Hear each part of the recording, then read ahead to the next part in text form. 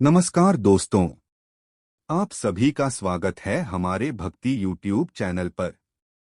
आज हम लेकर आए हैं जीवित पुत्रिका एकादशी व्रत कथा, एक ऐसा पावन व्रत जो माताओं द्वारा अपने संतान की लंबी उम्र और सुख समृद्धि के लिए रखा जाता है। इस कथा को सुनने मात्र से पुण्य प्राप्त होता है और जो माताएं श्रद्धा से यह व्रत करती हैं, उनके पुत्र जीवन में सदैव सफल और स्वस्थ रहते हैं।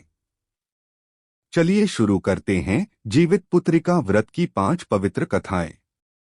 कथा 1, वीरवती की श्रद्धा। बहुत समय पहले की बात है। वीरवती नाम की एक सती महिला थी। उसका एक ही पुत्र था जो बचपन में ही बीमार रहने लगा। किसी ने उसे जीवित पुत्रिका व्रत करने की सलाह दी। वीरवती ने 3 दिन तक निर्जल रहकर यह व्रत किया। भगवान विष्णु की पूजा की और कथा सुनी। व्रत की शक्ति से उसका पुत्र पूर्णतः स्वस्थ हो गया और दीर्घायु प्राप्त की। तभी से यह व्रत माताओं के बीच विशेष महत्व रखने लगा। कथा 2, सावित्री की सत्यनिष्ठा। सावित्री, जिसने अपने पति सत्यवान के प्राण यमराज से भी वापस ले लिए थे, उसने भी जीवित पुत्रिका व्रत किया था। उसने कठिन तपस्या और व्रत पालन कर यमराज से अपने पति के प्राण वापस मांग लिए। यमराज उसकी निष्ठा और व्रत की शक्ति से प्रभावित हुए और सत्यवान को जीवनदान दे दिया। यह कथा दर्शाती है कि व्रत और भक्ति में कितनी शक्ति होती है। कथा 3, ब्राह्मणी और उसके 5 पुत्र। एक ब्राह्मणी थी जिसके 5 पुत्र युद्ध में मारे गए।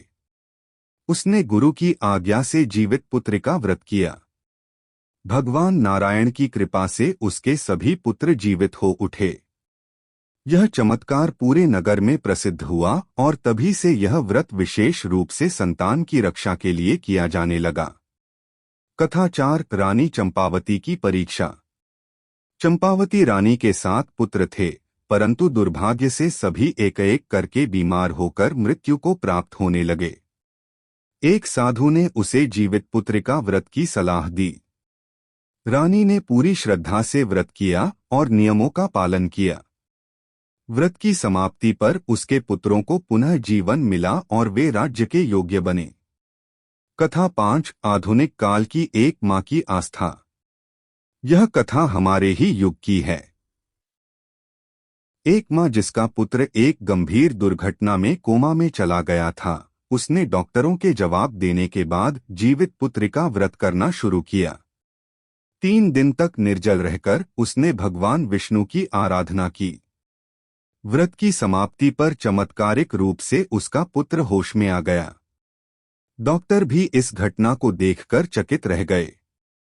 यह व्रत आज भी उतना ही प्रभावशाली है जितना सदियों पहले। इन कथाओं से यह स्पष्ट होता है कि श्रद्धा, भक्ति और व्रत की शक्ति से असंभव भी संभव हो सकता है।